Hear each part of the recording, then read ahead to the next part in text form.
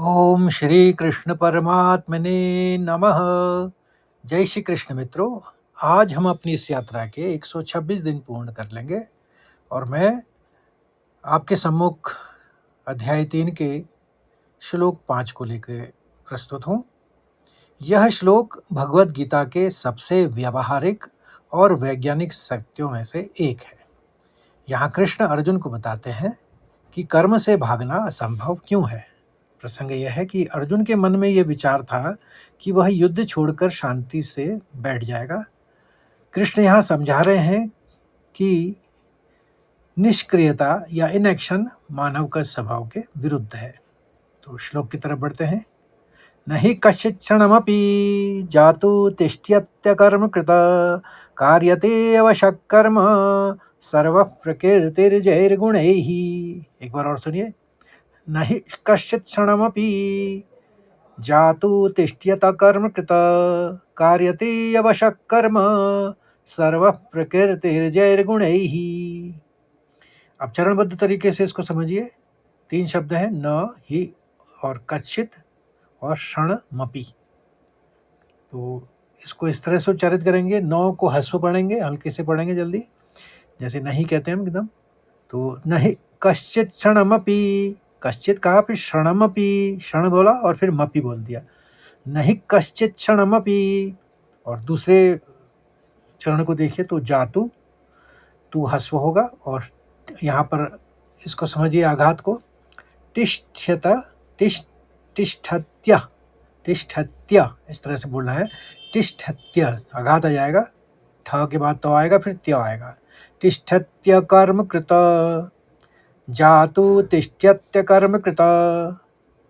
और तीसरे चरण में 3 शब्द हैं, कार्यते, तो सीधे सीधे पढ़ लेंगे हम। ह और य मिला है तो यवश, यवश नहीं कहेंगे, यवश। तो यवशक विसर्ग ले लेंगे ख का। कार्यते यवशक कर्म। और आखिरी चरण को देखिए तो सर्वफ विसर्ग फ आ जाएगा और प्रकृति, प्रकृति जैर और गुणैहि। जो विसर्ग है आखिरी में ऐ की मात्रा में ही का आएगा। तो मैंने आपको पहले ही बताया था। तो सर्व प्रकृति जैर गुणैहि। अब एक बार आप इसको ध्यान से सुनिए तो आपको बिल्कुल समझ में आ जाएगा उच्चारण। नहि कश्चित् क्षणमपि जातु तिष्ठ्यत्य कर्म कृत कार्यते अवशः कर्म सर्वः प्रकृतिर्जैर्गुणैहि। अब इसके शब्दार्थ और भावार्थ को समझते हैं। न मैंने नहीं, ही यहाँ क्योंकि है, कश्चित कोई भी, क्षणम अपि यानी एक क्षण के लिए भी, जातु कभी भी, तिष्ठति रहता है, अकर्मकृत बिना कर्म किए, कार्यते कराया जाता है या मजबूर किया जाता है। ही यहाँ पर निश्चित ही, पहले में ही का मतलब था क्योंकि, और यहाँ पर ये ही का मतलब हो जाता है निश्चित ही। आवश्यक परवश होकर या विवश होकर या बिना इच्छा के, कर्म कर्मी है, सर्वः हर कोई सभी प्राणी, प्रकृति जैर गुण है प्रकृति से उत्पन्न गुण, सत्व रज और तम द्वारा।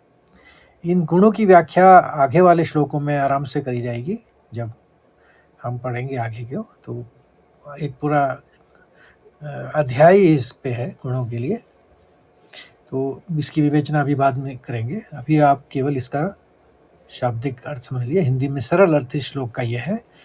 भगवान कृष्ण अर्जुन से कह रहे हैं, निसंदेह कोई भी मनुष्य किसी भी काल में क्षण मात्र के लिए भी बिना कर्म किए नहीं रहता है, क्योंकि सारा मनुष्य समुदाय प्रकृति जन्य गुणों यानी सत्व रज और तम द्वारा परवश होकर कर्म करने के लिए बाध्य किया जाता है।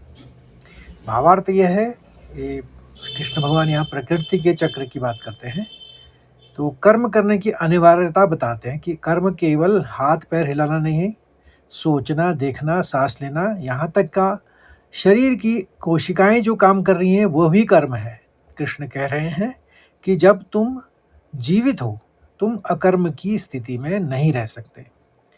प्रकृति के 3 गुण, हमारा स्वभाव 3 गुणों से बना है, जैसे सत्व संक्षेप में शांति या ज्ञान, रज क्रोध या सक्रियता और तम आलस्य या अंधकार।